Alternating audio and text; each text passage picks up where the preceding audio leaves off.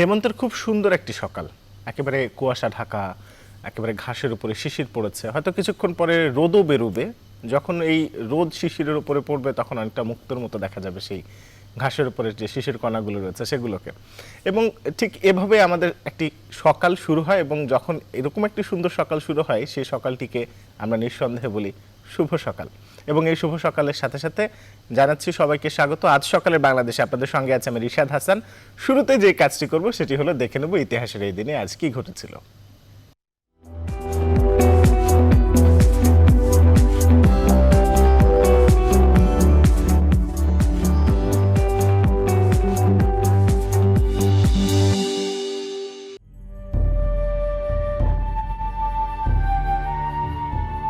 আজ মঙ্গলবার ২৭ অক্টোবর ২০২০, বাংলা ১১ই কার্তিক ১৪২৭, ৯ রবিউল আউয়াল ১৪৪২ হিজরি। গ্রেগরিয়ান বর্ষপঞ্জি অনুসারে বছরের ৩০০তম আর অধিবর্ষে ৩০১তম দিন। ১৪৯২ খ্রিস্টাব্দের এই দিনে ক্রিস্টোফার কলম্বাস কিউবা আবিষ্কার করেন। ১৫২৬ খ্রিস্টাব্দে মোগল সম্রাট বাবর দিল্লির সিংহাসনে আরোহণ করেন। ১৯১৯ সালে ভারতবর্ষে প্রথম খিলাফত দিবস পালিত হয়। ১৯৪৭ সালের এই দিন থেকে কাশ্মীরের সার্বভৌমত্ব অধিকার রক্ষার জন্য ভারত আর পাকিস্তানের মধ্যে সশস্ত্র সংঘর্ষ ঘটে। ১৯৪৪ সালের এই দিনে জন্মগ্রহণ করেন কমিউনিস্ট বিপ্লবী নেতা সিরাজ শিকদার। ১৯৪৭ সালের এই দিনে বাংলাদেশের মুক্তিযুদ্ধের অন্যতম সমরনায়ক বঙ্গবীর কাদের সিদ্দিকী জন্মগ্রহণ করেন। ১৯৭৭ সালের এই দিনে জন্মগ্রহণ করেছিলেন শ্রীলঙ্কান ক্রিকেটার কুমার সাঙ্গাকারা। ১৬০৫ খ্রিস্টাব্দের এই দিনে মৃত্যুবরণ করেন মোগল সম্রাট আকবর। ২০০১ সালে মারা যান ভারতীয় অভিনেতা প্রদীপ কুমার। জাপানি গায়ক ফ্রাঙ্ক নাগাই মারা যান ২০০৮ সালের এই দিনে। দেখছিলাম কি ঘটেছিল ইতিহাসের এই দিনে। একটা বিষয় বারবার মনে আসছে। বিষয়টি হলো এরকম যে যারা শরীরচর্চা শিক্ষক বা যারা প্রশিক্ষক তারা বেশিরভাগ সময় বলে থাকেন যে এই যে শীত এবং গ্রীষ্মের মাঝামাঝির যে মুহূর্তটি, এই সময়গুলো আসলে শরীরচর্চার জন্য বা শরীরচর্চা শুরু করার জন্য খুবই মোক্ষম সময়।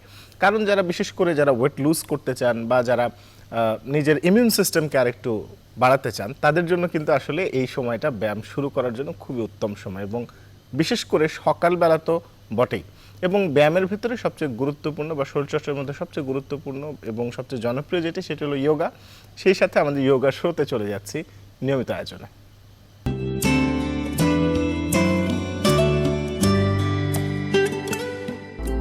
আসসালামু আলাইকুম প্রিয় শরীদ, আপনার উপর শান্তি বর্ষিত হোক। আজকের ইয়োগা পর্বে আমি আহমেদ শরীফ আপনাদেরকে স্বাগত জানাচ্ছি।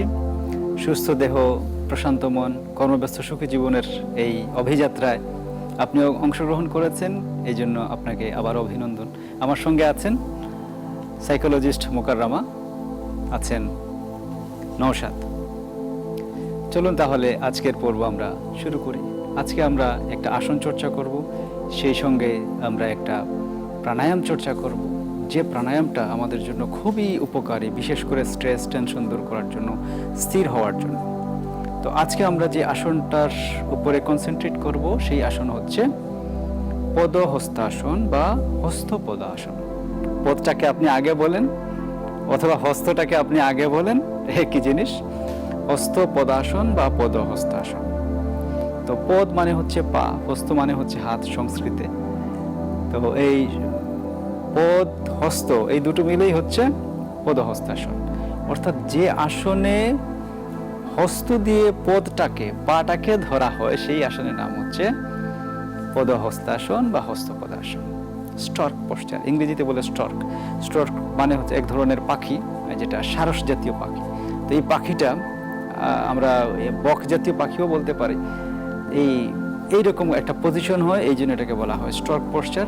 তো পদহস্তাসন বা stork posture, how to do it আমরা এখন ধাপে ধাপে এইটাকে দেখবো যে কীরকম করে করতে হয়। এই আসনটা আমরা দাঁড়িয়েই করব, এবং দাঁড়ানোর ক্ষেত্রে নিয়মটা কী হবে সেটাও আমরা বলবো, এবং চমৎকার একটা দৈহিক ব্যালেন্স দেখবে যে আমরা বৃদ্ধি পাচ্ছে যখন এই আসনটাকে অনুশীলন করবেন। চলুন তাহলে আমরা আসনটা শুরু করে দিই। আমরা বসা অবস্থায় আছি, এই অবস্থা থেকে আমরা ধীরে ধীরে দাঁড়িয়ে যাই। হ্যাঁ, দাঁড়ানোর নিয়ম অনুসারে আমরা দাঁড়িয়ে যাই, নীল ডাউন, পা সামনে নিয়ে আসি, ধীরে ধীরে উঠে পড়ে। ম্যাটের উপরে আমরা বসি, দাঁড়াই।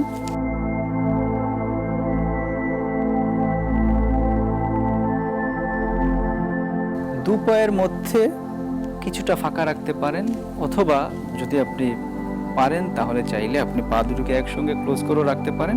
তবে প্রাথমিক অবস্থায় একটু ফাঁকা রাখলে আপনার জন্য অনুশীলন করাটা সহজ। তো ইটস আপ টু ইউ, আপনি ফাঁকা রেখেও করতে পারেন, আপনি চাইলে একটু জড়ো করেও করতে পারেন। তো এই হলো আমাদের দাঁড়ানোর অবস্থা। আমরা দাঁড়ালাম, দাঁড়িয়ে আমাদের স্থির থাকতে হবে, অর্থাৎ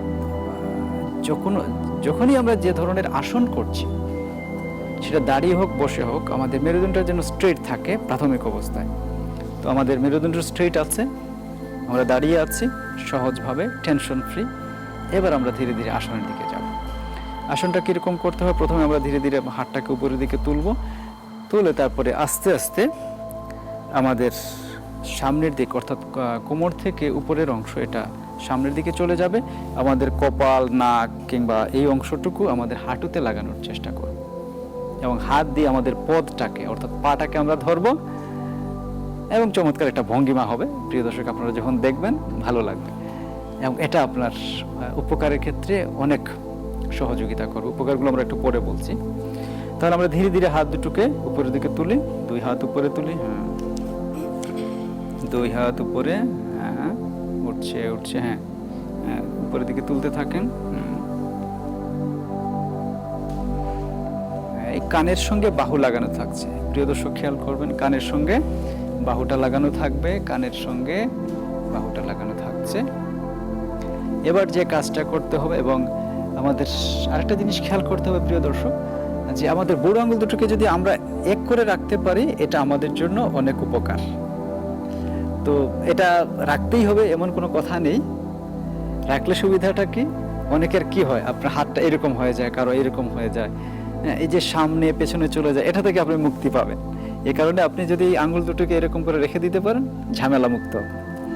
তো এইভাবে আপনি চাইলে রেখে দিতে পারেন হাতের পজিশন। এবার আমরা আস্তে আস্তে কোমর থেকে উপরের অংশ সোজা রেখে, যতটুকু সোজা রেখে করা যায়, আমার সামনের দিকে ঝুঁকবো।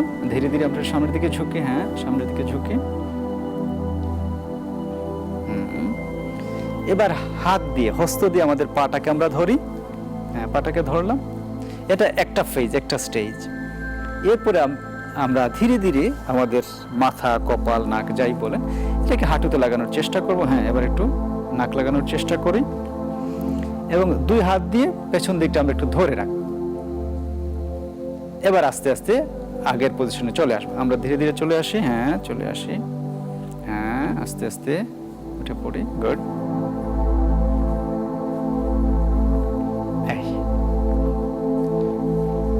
তারপর আস্তে আস্তে আমরা হাতটাকে ছেড়ে দিলাম, যেভাবে গিয়েছিলাম সেইভাবে আমরা হাতটাকে ছেড়ে দিলাম। প্রিয় দর্শক, আমরা দেখলাম যে এটা কিরকম করে করতে হয়। অর্থাৎ আমরা হাত উপরে তুললাম, কানের সঙ্গে বাহু লাগানো থাকছে, বডিটা অনেকটা, হাত যখন উপরের দিকে আপনি তুলছেন তখন টান টান অবস্থায় থাকছে।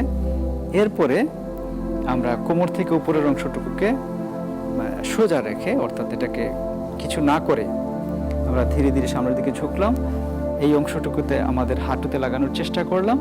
তারপরে হাত দিয়ে পাটাকে ধরলাম, পায়ের উপরের অংশ, এবং পরে যখন আমরা এই মাথাটা বা কপালটা আমরা লাগাচ্ছি হাঁটুতে, তখন হাতটা পেছন দিকে চলে যাচ্ছে। এই হচ্ছে আমাদের মোটামুটি এই আসনের অনুশীলন। আমরা একটু বসে যাই। প্রিয় দর্শক, আমরা সময় সুযোগ পেলে এই আসনটাকে আরেকবার দেখানোর চেষ্টা করব। পদহস্তাসন কি লাভ? এই আসন করে কি উপকার হয়? এটা লম্বা হতে সহযোগিতা করে। বিশেষ করে আমাদের ছোট ভাই বোন যারা আছেন, অথবা আপনার সন্তান যাদের বয়স 25-এর নিচে আছে, তাদেরকে এই আসন যদি আপনি অনুশীলন করতে দেন, তাহলে কি হবে? সে লম্বা হতে পারবে, তার লম্বা হওয়াটা সহজ হবে।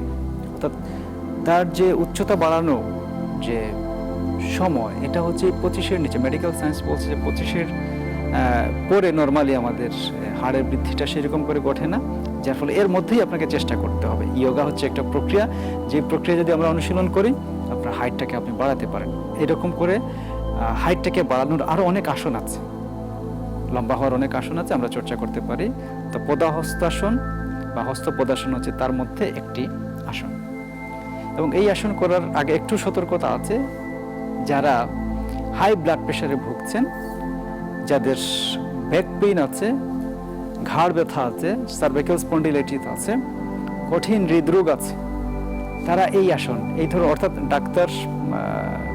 ডাক্তারের পরামর্শ ছাড়া যে অসুখগুলোর কথা আমরা বললাম, আপনারা কেউ মেহেরবানি করে এই আসনটা করতে যাবেন না, কারণ তখন আপনার কোমরের ব্যথাটা বেড়ে যাবে। কারণ এই আসন যখন আমরা করি তখন স্বাভাবিকভাবে আমাদের এই অংশটুকুর ব্যবহার হয়, পেছন দিকের অংশটুকুর ব্যবহার হয় বেশি, যার ফলে অনেক সময় যাদের স্লিপ ডিস্ক আছে, কোমরে ব্যথা আছে, সার্ভাইকাল স্পন্ডিলাইটিস আছে, তারা আরও তাদের ব্যথাটা বেড়ে যেতে পারে।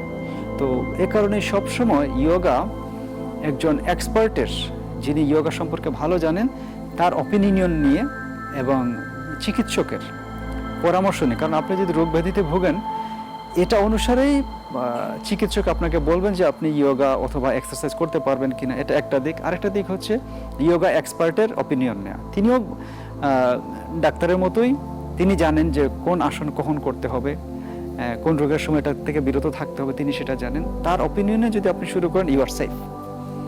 তো আমরা সেফ থাকতে চাই, তো এই জন্য সবসময় এক্সপার্টের অপিনিয়নে শুরু করেন, দেখবেন যে আপনার যে বিষয়টা সহজ। তাহলে সামনের দিকে ঝোঁকা নিষেধ আছে, ডাক্তার নিষেধ করেছেন সামনের দিকে ঝোঁকা যাবে না, এই ধরনের পেশেন্ট যারা আছেন, মেহেরবানি করে এই আসনটা করবেন না। তো এই আসনে আর কি উপকার, এটা মেরুদণ্ডটাকে নমনীয় রাখে, কমনীয় রাখে। দেহের অসমতা, অনেক সময় দেখবেন যে দেহের এক পাশ বড়, আরেক পাশ চিকন, তো এই যে অসমতা, এই অসমতাটাকে দূর করতে সহযোগিতা করে। অনেকের আবার পেট ফাঁপা থাকে, এই পেট ফাঁপার জন্য এটা উপকারী আসন, কোষ্ঠকাঠিন্যের জন্য উপকারী আসন। কনস্টিপেশন যার হয়েছে তিনি জানেন যে এই জিনিসটা কত কঠিন বিষয়, এই নাম থেকে বুঝে যায় কাঠিন্য, খুব কঠিন বিষয়। তো এই জিনিসগুলোকে বের করে দিতে হবে, বডিতে কোনো ওয়াস্ট ম্যাটেরিয়াল আমরা রাখতে চাই না।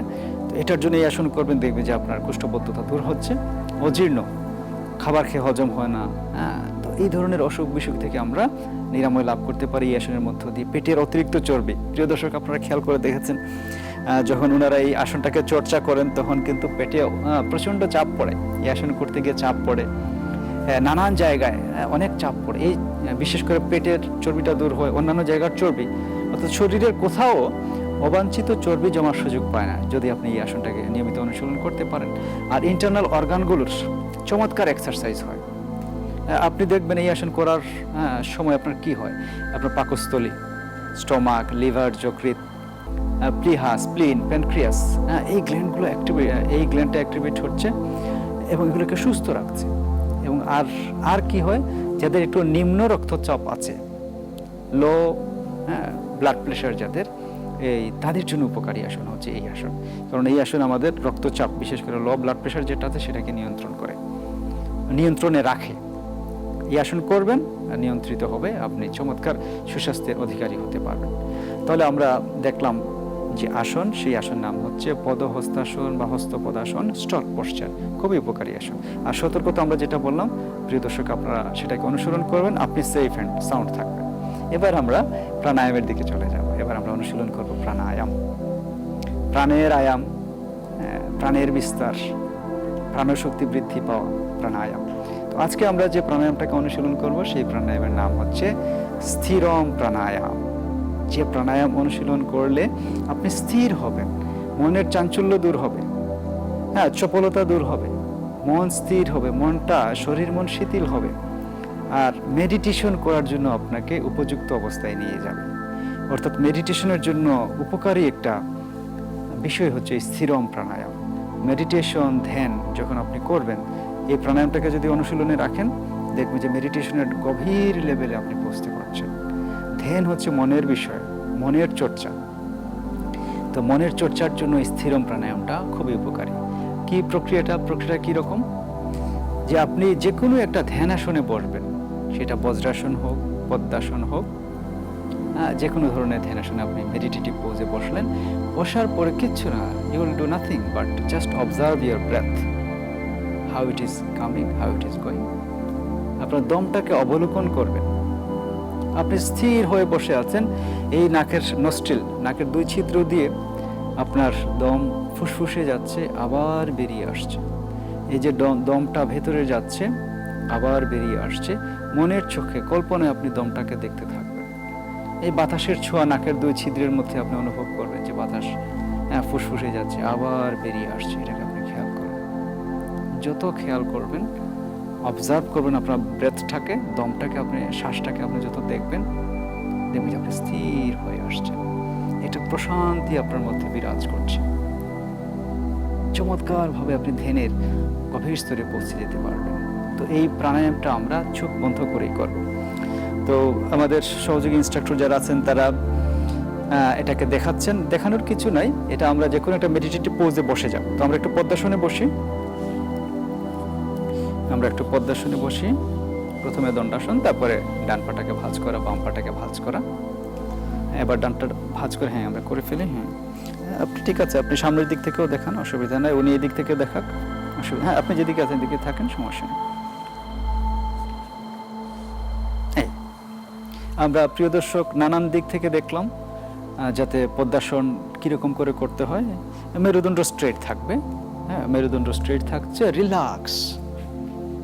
আপনার বডিটাকে ছেড়ে দেবেন, একদম রিল্যাক্স থাকবেন। এই রিল্যাক্সেশনটা হচ্ছে মেডিটেশনের জন্য সবচেয়ে বেশি প্রয়োজন। শিথিলায়ন, শরীর মনটাকে শিথিল করতে হবে, এবং শরীর মন শিথিল করার জন্যই হচ্ছে স্থিরম প্রাণায়াম। তো আমরা স্থির হয়ে বসলাম। এবার চোখটাকে বন্ধ করে, অলরেডি ওনারা বসেই আছেন চোখ বন্ধ করে। এবার just observe your breath, don't manipulate your breath. ব্রেথটাকে কন্ট্রোল করবেন না, জাস্ট খেয়াল করেন যে দমটা ভেতরে যাচ্ছে, আবার বেরিয়ে আসছে, কল্পনায়, মনের চোখে।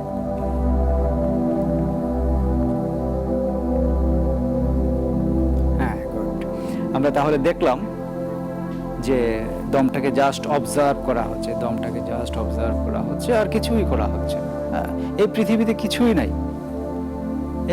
কিছুই নাই, জাস্ট আপনি দমটাকে দেখছেন, আর সব কিছু ভুলে যান। এটাই হচ্ছে স্থিরম প্রাণায়াম। স্থির হয়ে দমটাকে খেয়াল করা, আর এই স্থির করতে করতেই দেখবেন যে আপনার শরীর মন সবই স্থির হয়ে আসছে। তো এবার মুকাররমা, আপনি একটু সামনের দিকে মুখ করে দেখান। আস্তে আস্তে, এদিকে। এবার আমরা অন্য পজিশনের বিষয়টাকে দেখে নেই। সামনের দিকে দেখি, মেরুদণ্ডটাকে স্ট্রেট রাখতে হবে। যে কোনো ধ্যানাসনে আপনি বসেন, মেরুদণ্ড স্ট্রেট থাকলো, জাস্ট অবজার্ভ ইউর ব্রেথ, অবলোকন করে, দমটাকে অবলোকন করা। কি লাভ হয় প্রিয় দর্শক? আমরা আগেই বলেছি যে আপনি একটা প্রশান্তিময় অবস্থা পাবেন এই প্রাণায়ামে আপনি যখন করবেন। অর্থাৎ এই প্রাণায়ামে আপনি যখন জাস্ট দমটাকে অবজার্ভ করছেন বসে, তখন দেখবেন যে স্থির, প্রশান্ত একটা অনুভব। যত দম খেয়াল করবেন, তত যেন আপনি কোথায় হারিয়ে যাচ্ছেন, প্রশান্তিময় কোথায় যেন আপনি হারিয়ে যাচ্ছেন। এবং আস্তে আস্তে আপনি ধ্যানের স্টেটে প্রবেশ করবেন, মেডিটেশনের স্টেটে। এটাই আপনাকে শতকরা 75% মেডিটেশন যদি আপনি ঠিকমতো করতে পারেন, শতকরা 75% রোগ থেকে আপনি এমনিতেই নিরাময় লাভ করতে পারেন, উইদাউট মেডিসিন। কোনো মেডিকেশন ছাড়াই আপনি মেডিটেশনের মাধ্যমে 75% রোগ থেকে নিরাময় লাভ করতে পারেন। তো এটা মেডিটেশনের জন্য আমাদেরকে প্রস্তুত করে এই আসন শরীর মনটাকে শিথিল করে, মন থেকে টেনশন, স্ট্রেস এগুলাকে আউট করে। তো স্থিরম প্রাণায়াম আপনি কতক্ষণ করবেন?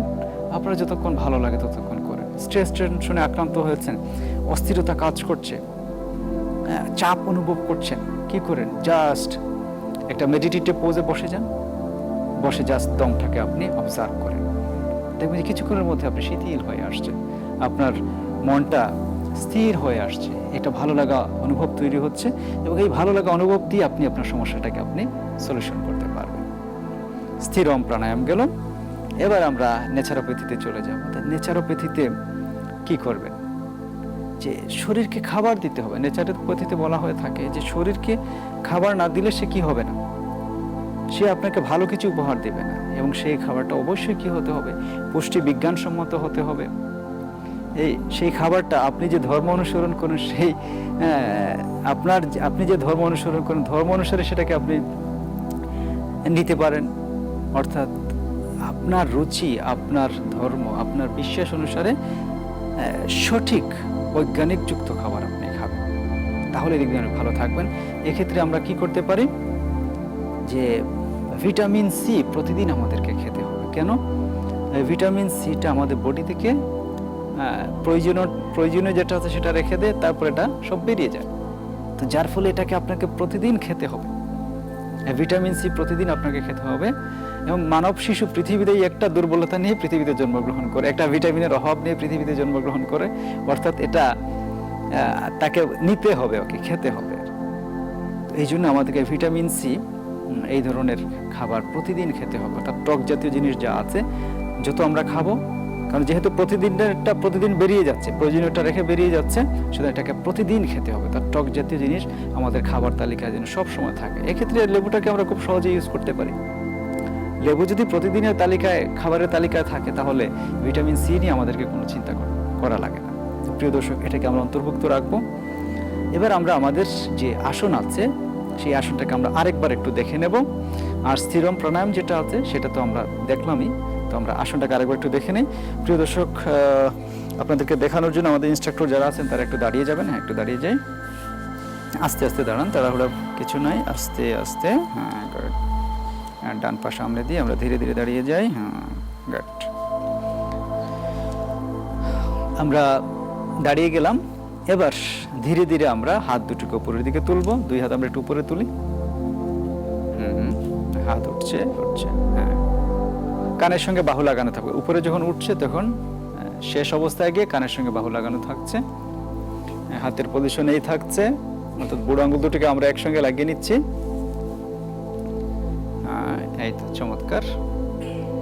এরপর আমরা ধীরে ধীরে সামনের দিকে অগ্রসর হচ্ছে। হ্যাঁ, এবার নাক, কপাল, মুখটাকে লাগানোর চেষ্টা করি। হাত দিয়ে পাটাকে ধরে ফেলি। হ্যাঁ, এটা একটা ধাপ। যারা পারবে না তারা এই পর্যন্ত থাকবে, কারণ সবাই নাক বা কপাল লাগাতে পারবেন না। তারা কি করবেন, যতটুকু সামনে ঝুঁকা যায় ততটুকু ঝুঁকবেন। এরপরে আস্তে আস্তে এবার আপনি নাক বা কপালটাকে লাগানোর চেষ্টা করেন এবং দুই হাত পেছন দিকে চলে যাবে। হ্যাঁ, সুন্দর করে ধরবেন। এবার আমরা 10 সেকেন্ড থেকে 30 সেকেন্ড মিনিমাম থাকবো, তারপর আবার ফেরত চলে আসবো। এবার ধীরে ধীরে চলে আসি আগের পজিশনে। হ্যাঁ, হাত ছাড়িয়ে, হ্যাঁ, চলে আসি। হ্যাঁ, গুড, চলে আসি।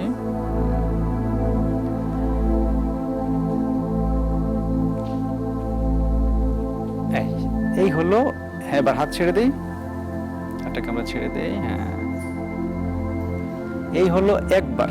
এরকম করে আমরা এই আসনটাকে 3 থেকে 5 বার করতে পারি এবং সময় নেব কমপক্ষে 10 সেকেন্ড থেকে 30 সেকেন্ড প্রতিবার। এটাকে আমরা এবার এই দিক থেকে একটু আমাদেরকে, হ্যাঁ, এইদিকে আরেকবার একটু প্রিয় দর্শক দেখে নিই ভালো করে। হ্যাঁ, দুই হাত উপরে তুলি। হ্যাঁ, দুই হাত উপরে। হ্যাঁ, কানের সঙ্গে বাহু লাগানো থাকবে।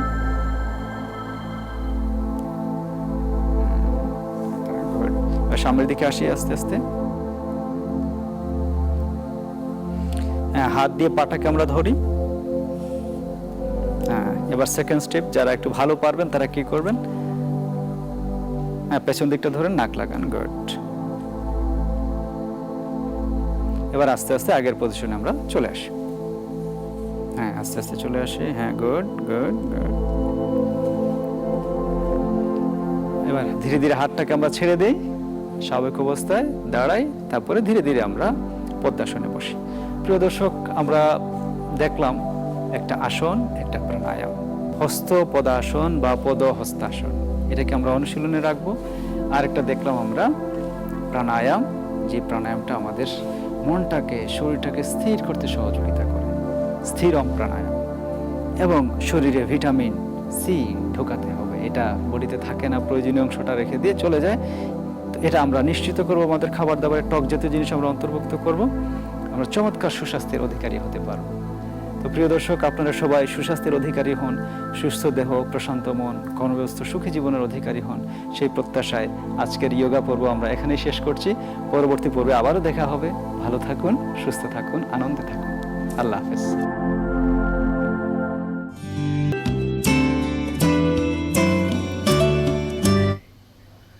সুস্থ দেহ, প্রশান্ত মন সবসময় প্রয়োজন, ঠিক তাই। এবং এই সুস্থ দেহ এবং প্রশান্ত মন, এই দুটোর জন্যই কিন্তু সবচেয়ে গুরুত্বপূর্ণ যেমন ব্যায়াম আছে, ঠিক সেরকমই গুরুত্বপূর্ণ কিন্তু খাওয়া দাওয়া, অর্থাৎ আপনার ডায়েটটাও কিন্তু ঠিক থাকা জরুরি। যাই হোক, এবার একটা ছোট্ট বিরতিতে যাব। বিরতির পর যখন ফিরবো তখন আরও নানা আয়োজন থাকছে, সঙ্গে থাকুন।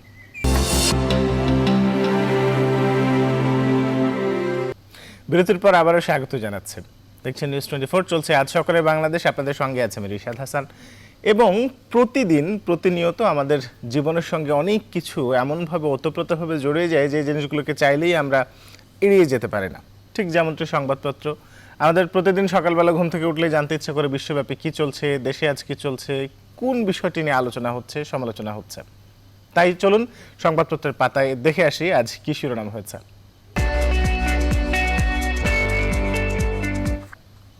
দর্শক, এই মুহূর্তে আমার হাতে দেশ এবং দেশের বাইরের যে প্রধান প্রধান জাতীয় দৈনিকগুলো রয়েছে সেগুলোর সংবাদ শিরোনাম রয়েছে। আমার হাতে প্রথমেই রয়েছে দৈনিক বাংলাদেশ প্রতিদিন।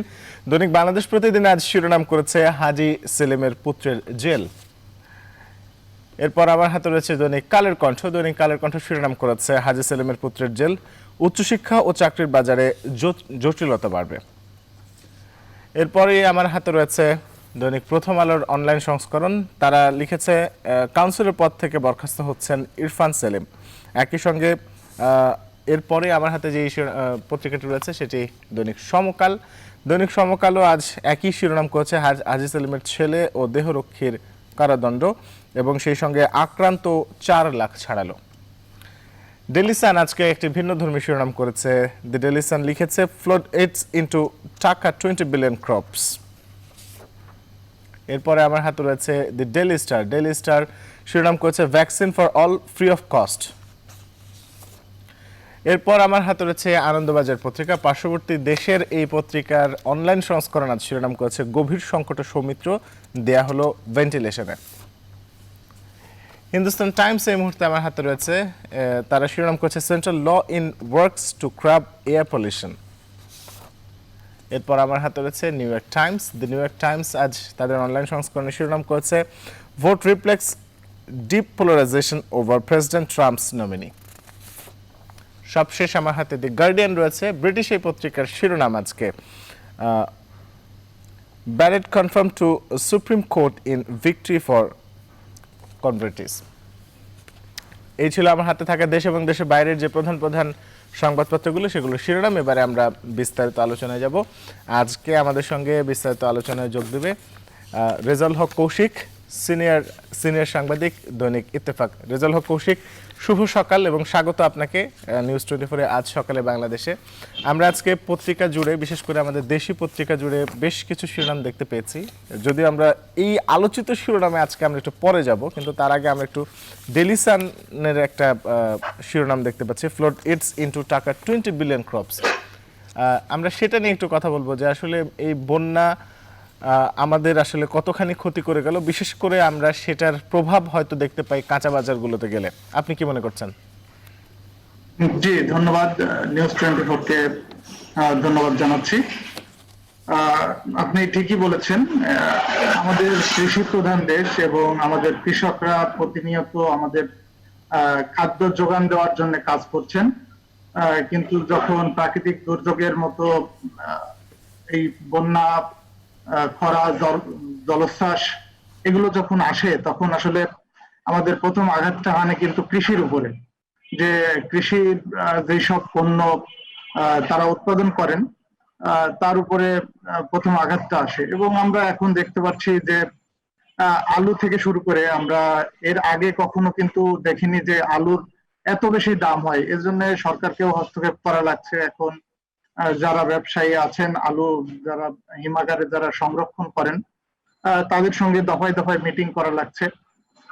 তো এটা আমাদের কিন্তু কৃষক, অনেক ক্ষেত্রে আমরা দেখছি যে কৃষক কিন্তু এর সুফলটা ভোগ করছে না, কিন্তু ভোক্তা পর্যায়ে যারা আমরা প্রতিদিন কিনে খাচ্ছি, যারা ঢাকা শহরের মতো বড় শহরগুলোতে আছি বা অন্য অন্য জায়গায় যারা আছি, যারা কৃষিকাজের সঙ্গে সম্পৃক্ত নন, তাদেরকে যখন কিনে খেতে হচ্ছে এইসব সবজি, এবং আপনি চালও ধরতে পারেন, এসব কিন্তু আমাদের একটা অনেক চড়া দামে কিন্তু কিনতে হচ্ছে। এটার সুফল কৃষক পাচ্ছেন না। আর যখন এই ধরনের বন্যা বা প্রাকৃতিক দুর্যোগ গুলো আসে তখন আরো আমাদের অবস্থা খুবই খারাপ হয়ে যায়। এই সব পণ্যের দাম অনেক বেশি বেড়ে যায়। মধ্যস্বত্বভোগী বা যারা এটা থেকে মজুত করে রাখেন, মজুতদাররা অনেক বেশি লাভবান হন। তখন সরকারকে হস্তক্ষেপ করেও সব সময় সফল হন সেটা আমি বলবো না, অনেক ক্ষেত্রেই সফল হন। তো এবার যে বন্যার ক্ষেত্রে আমাদের যে বিভিন্ন হিসাব আমরা বিভিন্ন জায়গা থেকে পাচ্ছি, world bank, Asian development bank বা আইএমএফ, তারা এগুলো প্রজেকশন করে থাকেন বিভিন্ন সময় যে আমাদের এ ধরনের বন্যা থেকে কতটা ক্ষতি হতে পারে।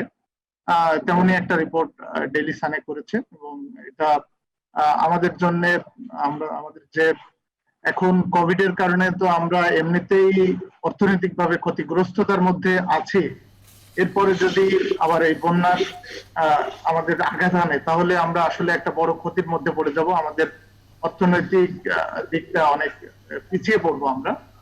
ধন্যবাদ। আমরা একটু পরের ইস্যুটাতে যেতে চাই। রেজাউল হক কৌশিক, নিশ্চয়ই আপনি আমাকে শুনতে পাচ্ছেন। আমরা পরের যে ইস্যুটি সেটিতে যেতে চাই। আজকে আমরা দেখতে পেয়েছি যে জাতীয় সমস্ত দৈনিকগুলোর পত্রিকা পাতা জুড়ে বা শিরোনাম জুড়ে একই শিরোনাম, সেটি হলো হাজী সেলিমের পুত্রের জেল, এবং কিছু কিছু পত্রিকা এমনও লিখেছে যে কাউন্সিলর পদও হারাচ্ছেন তিনি। বিষয়টিকে আপনি আসলে কিভাবে দেখছেন? এবং সেই সঙ্গে আমরা গতকালকে র্যাবের অভিযান দেখলাম এবং তার যে জেল জরিমানা যেটি সেটি দেখলাম, তার গাড়ি চালককে রিমান্ডে নেওয়া হয়েছে। জি ধন্যবাদ। আমাদের সামনে মাঝে মাঝেই চলে আসে যে উনি ঢাকা দক্ষিণ সিটি কর্পোরেশনের ৩৩ নম্বর ওয়ার্ডের কাউন্সিলর। উনি আমাদের সামনে যেগুলো গতকাল থেকেই আমরা দেখতে পাচ্ছি, এবং গতকাল এটা টক অফ দ্য কান্ট্রি ছিল যে হাজী সেলিমের পুত্র ইরফান সেলিম কি ধরনের অপকর্মের সঙ্গে যুক্ত হয়েছে, এবং তিনি একজন প্রভাবশালী পরিবারের সন্তান এবং জামাতা। আমরা দেখছি যে তার পিতা এবং জামাতা দুজনই কিন্তু আইন প্রণেতা হিসাবে আমরা জানি যে দুজনই সংসদ সদস্য। তো এমন একটা পরিস্থিতির মধ্যে তিনি কিন্তু একটা কাউন্সিল চালান, একটা ঢাকা দক্ষিণ সিটি কর্পোরেশনের একটা গুরুত্বপূর্ণ কাউন্সিলর।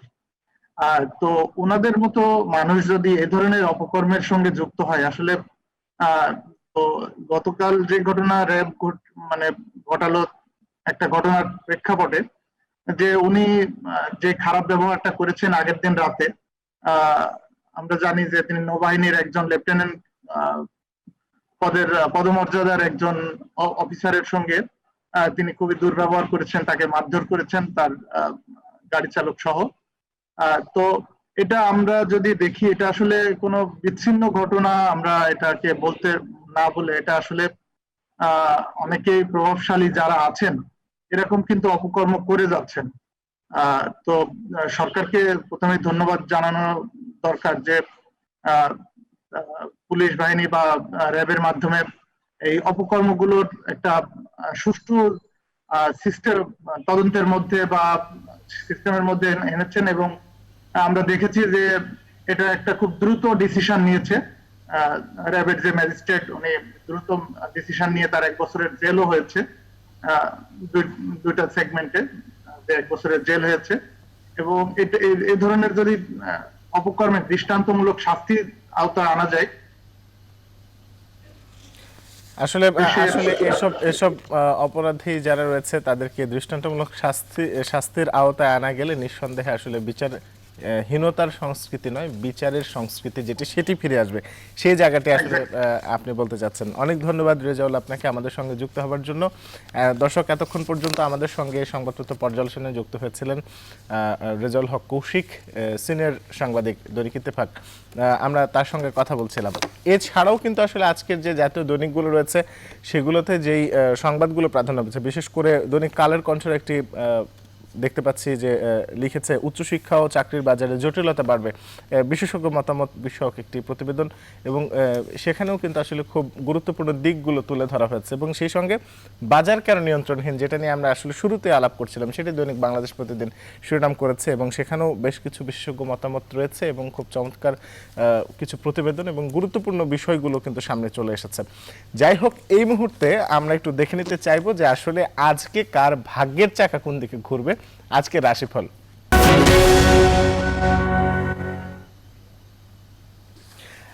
আজকের রাশিফল জানাবেন জ্যোতিষবিদ কেসিপাল। কেসিপাল, আমাদেরকে জানাবেন আজকার ভাগ্যের চাকা কোন দিকে ঘুরছে। অবশ্যই আমারটাও জানাবেন।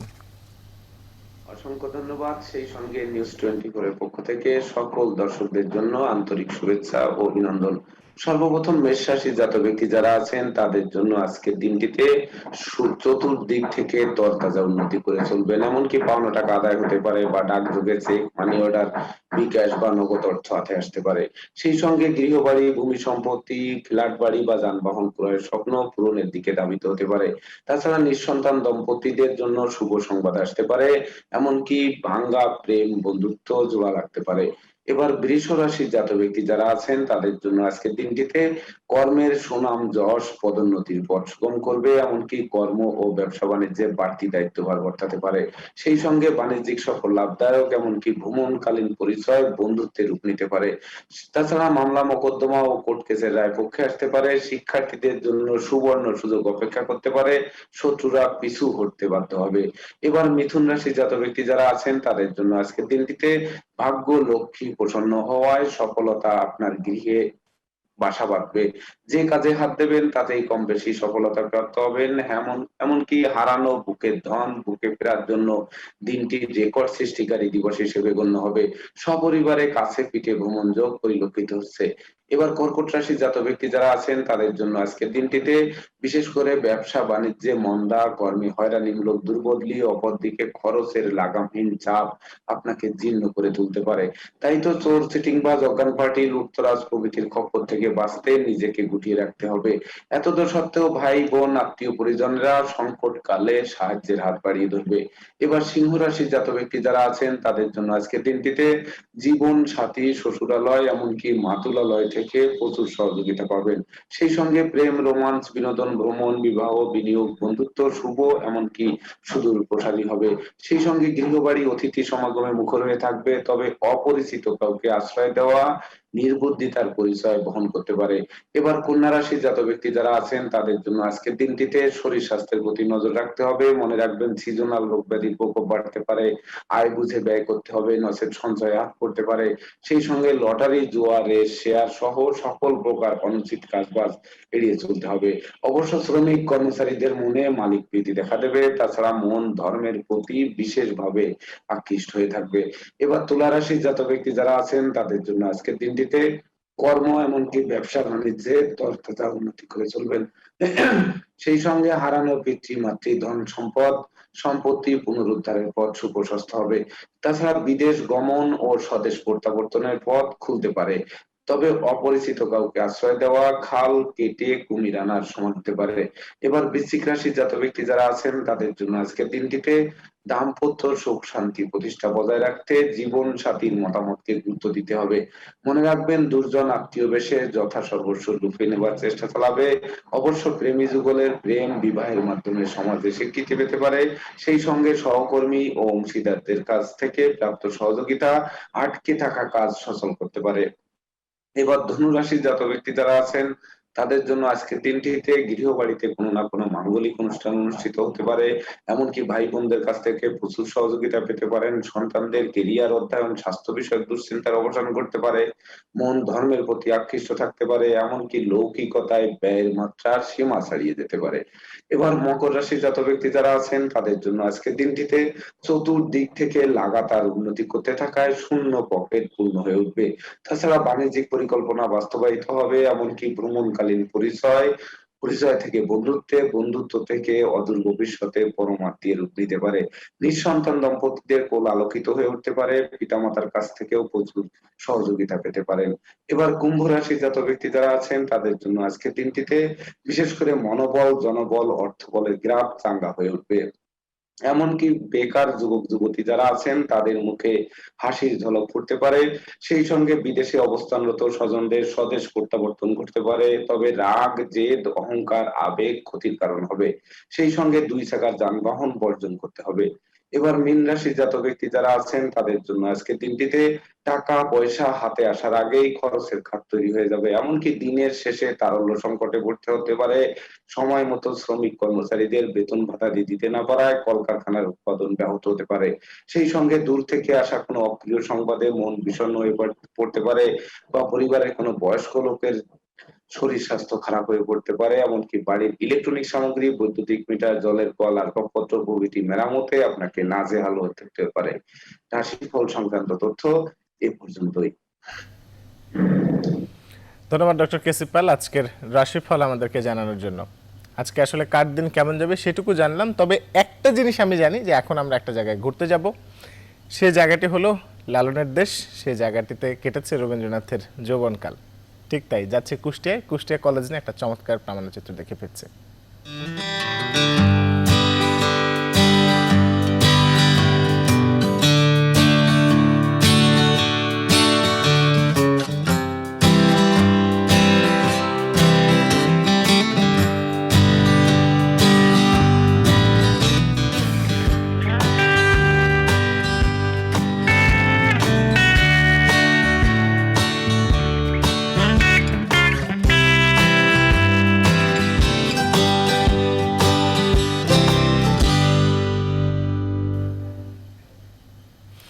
এরই সঙ্গে আমাদের সময় প্রায় শেষ হয়ে গেছে, এখন বিদায় নিতে হবে।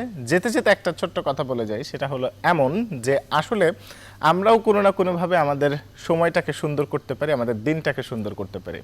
সকালে বাসা থেকে বেরিয়েছেন, নিঃসন্দেহে খুব ভালো একটা মেজাজ নিয়ে নিজের কাজ করতে বেরিয়েছেন। তো যাবার সময় যে ট্রাফিক আইন আছে সেটি যদি আমরা মেনে চলি, ঠিক তাই ট্রাফিক আইন যদি মেনে চলি, ফুট ওভার ব্রিজ যদি ব্যবহার করি, ফুটপাথ যদি ব্যবহার করি, তাহলে নিঃসন্দেহে যে কোনো বিপদের সংখ্যা কমে আসছে এবং সেই সঙ্গে আমাদের দিনটাও আরও ভালো কাটছে। সবাই ভালো থাকুন, সুস্থ থাকুন, সুন্দর থাকুন। বিদায়।